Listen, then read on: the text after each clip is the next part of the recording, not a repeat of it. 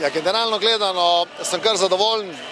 Je pa res, da smo mogoče v kakšni podrobnosti odigrali manj slabše od pričakovanja, ampak smo pa naredili pa tudi stvari, ki so bile pa nad pričakovanjem. Tako da gledano, tako sem bil generalno gledano, sem zadovoljen tudi z končno razliko 8 zadetkov, moram biti zadovoljen, čeprav bi lahko bila tudi višja razlika, ampak ne glede na to je to razlika, ki nam ob normalnem pristopu na drugi tekmi daje lepe možnosti za vrstitev v naslednji krog in to je tisto, kaj smo si želeli. Sigurno mi ne bomo šli braniti te razlike, v Gradacu je teren zelo vroč, zagotovo bo torej tudi publika dala svoje tam in mi bomo poskušali odigrati tekmo, ker bomo tudi na drugi tekmi pokazali, da smo boljši nasprotnik, igrali na zmago.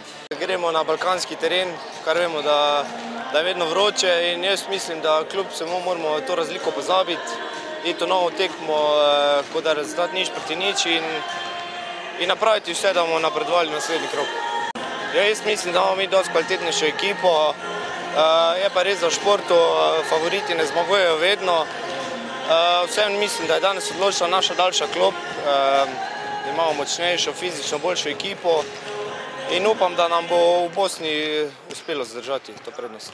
Verjetno se v slačilnici tudi malce pogovarjate, kako daleč lahko letos greste v tem pokalu?